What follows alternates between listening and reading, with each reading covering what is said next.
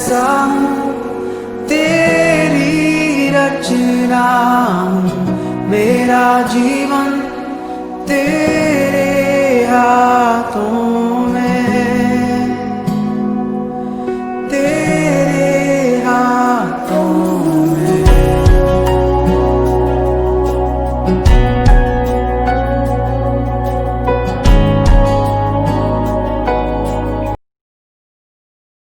Praise the Lord. परमेश्वर का धन्यवाद करते हुए सुंदर समय के लिए।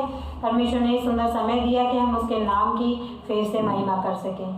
धन्यवाद करती हूँ कि परमेश्वर ने एक वचन दिया मुझे और मुझसे बात करी, और उस वचन को मैं आपके सामने शेयर करना मांगती हूँ, और उससे पहले एक छोटी सी प्रार्थना करना मांगती हूँ।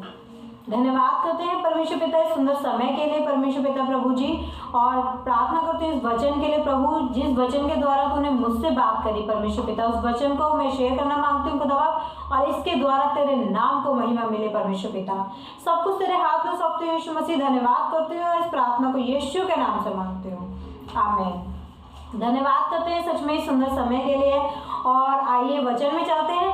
जैसे कि लूका 6:27 में लिखा है, परंतु मैं तुम सुनने वालों से कहता हूँ कि अपने शत्रुओं से प्रेम रखो, जो तुमसे बैर करे उनका भला करो, जो तुम्हें श्राप दे उनको आशीष दो, जो तुम्हारा अपमान करे उनके लिए प्रार्थना करो।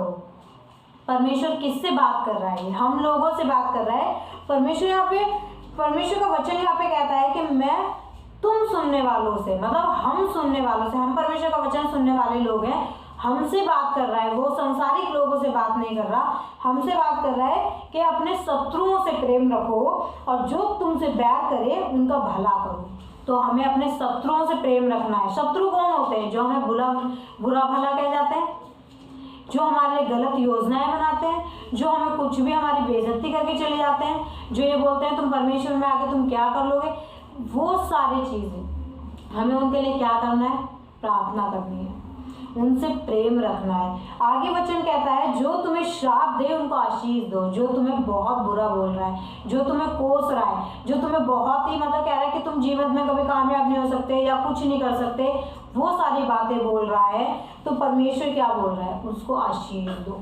और जो तुम्हारा अपमान करे उनके लिए प्रार्थना करो, जो तुम्हारी बात पे बेइज्जती करके जा रहा है कि तुम कुछ नहीं कर सकते लाइफ में या आगे नहीं बढ़ सकते, परमेश्वर का वचन वहाँ पे कह रहा है उनके लिए प्रार्थना करो। तो परमेश्वर का वचन हमसे ये बात कर रहा है कि हमें उन लोगों के लिए प्रार्थना करनी है, उन लोगों के लिए आशीष मांगनी है जो लोग हमें बुरा बोल रहे हैं। परमेश्वर कह रहा है अपने शत्रुओं से प्रेम रखो। मतलब लोग बहुत बार बोल जाते हैं तो हम उसके बारे में विचार करने लग जाते हैं, सोचने लग जाते हैं, और अपने कमरे में जाके बैठ जाते हैं कि उसने ऐसा मेरे साथ क्यों कर दिया, गलत क्यों करा, बुरा क्यों करा, उसकी हिम्मत कैसे हो गई। लेकिन हम, परमेश्वर का वचन हमसे बात कर रहा है। परमेश्वर का वचन हमसे कह रहा है कि तुम सुनने वालों से मैं ये बातें कह रहा हूँ।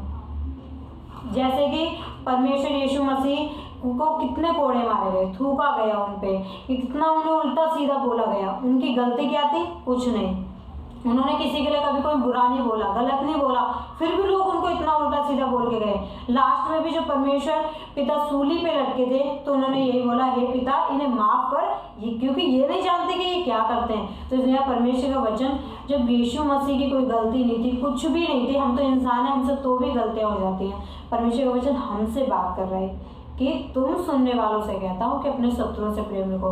परमेश्वर यीशु मसीह ने अपने शत्रुओं से प्रेम रखा, जिन्होंने उन्हें गलत बोला, जिन्होंने उन्हें उल्टा सीधा बोला। परमेश्वर ने उनके लिए कभी गलत शब्द अपने मुंह से नहीं निकाला, कभी गलत योजनाएं उनके लिए नहीं बनाई, बल्कि हमेशा अपने पिता से उनके लिए माफ़ी मांगी। एंड टाइम तक उन्होंने यही बोला। क्रूस पे लटकते वक्त भी उनको इतना दुख दिया गया, उनको कांटों का ताज पहना दिया गया, उनको कोड़े मारे गए, उनके ऊपर थूका गया, फिर भी परमेश्वर के मुंह से सिर्फ एक वर्ड निकला कि हे पिता ये नहीं जानते कि ये क्या करते हैं। उस वचन से, सच में परमेश्वर के वचन से मुझे बहुत आशीष मिली कि परमेश्वर ने तो कुछ भी नहीं किया था, यीशु मसीह ने कुछ नहीं किया था, फिर भी लोगों ने उनको इतना कुछ बोला, श्राप दिया, गलत बोला, अपमान किया, थूका गया, और फिर भी परमेश्वर ने उनको माफ़ किया।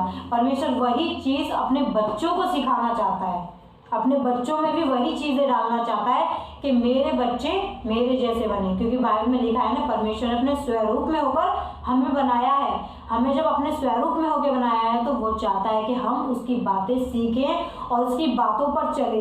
तभी बोलता है वो कि जो तुम्हें श्राप दे उनको आशीष दो, जो तुम्हारा अपमान करे उनके लिए तुम प्रार्थना करो। परमेश्वर का सच में धन्यवाद करती हूँ सुंदर वचन के लिए कि उसने मुझसे बात करी।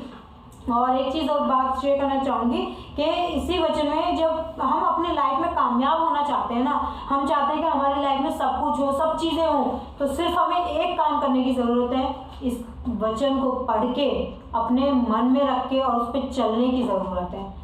पढ़ के उसको हम मनन जब तक नहीं करते ना, जब तक हम उसके आत्मिक स्तर को हासिल नहीं कर पाते। तो हमें परमेश्वर के वचन को पढ़ना है और उसको हासिल करना है, उसको मतलब अपने जीवन में फॉलो करना है। यहाँ परमेश्वर हमें सिखाना चाह रहे हैं, लेकिन बहुत बार हम बहुत कमज़ोर पड़ जाते हैं, कर नहीं पाते कि हम कैसे करेंगे। परमेश्वर कैसे, कोई हमारा अपमान करके जा रहा है, इतनी बेइज्जती करके जा रहा है, हम कैसे कर पाएंगे। परमेश्वर ने तो कर लिया, यीशु मसीह ने तो कर लिया, लेकिन हमसे नहीं हो रहा। परमेश्वर भी इंसान, यीशु मसीह जो थे वो भी इंसानी रूप में धरती पर आए थे, उन्होंने इतना दुख सहा। जैसे चोट हमें लगती है, जैसी तकलीफ हमें होती है चोट लगने पर, वही तकलीफ यीशु मसीह को भी होती थी, जो उन्होंने इंसानी रूप में आके हमारे लिए ली। तो यहाँ परमेश्वर का वचन हमें ये भी लास्ट में बोलता है कि जो काम हम करना चाह रहे हैं, जो हम शत्रुओं को माफ करना चाह रहे हैं, तो वो कैसे होगा, ना तो हमारे बल से, ना शक्ति से, बल्कि किससे, जो परमेश्वर हमें सामर्थ्य देता है ना, उस सामर्थ्य के द्वारा सच में हम सब कुछ कर सकते हैं। और सच में मैंने ये महसूस किया बीते टाइमों में कि जितनी भी चीज़ें मेरी लाइफ में हुई और मैंने आके बस प्रार्थना की और प्रार्थना में बोला कि परमेश्वर, वो लोग नहीं जानते कि वो क्या बोल रहे हैं, गलत बोल रहे हैं, अपमान कर रहे हैं, क्या चीज़ें कर रहे हैं, लेकिन परमेश्वर ने लास्ट में सिर्फ मुझे अपने आनंद से भर दिया और वो चीज़ें मेरे माइंड से एकदम स्लिप हो गई। पता भी नहीं चला कि दुख आया भी और चला भी गया। कब होता है ऐसा, जब दुख आया चला गया पता नहीं चलता, जब हम परमेश्वर के वचन में बने रहते हैं। जब हम परमेश्वर के वचन में बने नहीं रहते ना, तो दुख आता है और हम पे झेला नहीं जाता, हम बहुत ज़्यादा इरिटेट होने लगते हैं, परेशान होने लगते हैं, अपनी लाइफ को ख़त्म करने लगते हैं। लेकिन जब हम अपनी लाइफ को सेव कर रहे हैं ना, बचा रहे हैं, तो ये सिर्फ परमेश्वर के वचन के अनुग्रह के द्वारा है। धन्यवाद करती हूँ और आशा करती हूँ कि आप सबको इस वचन के द्वारा आशीष मिली होगी। धन्यवाद। Praise the Lord.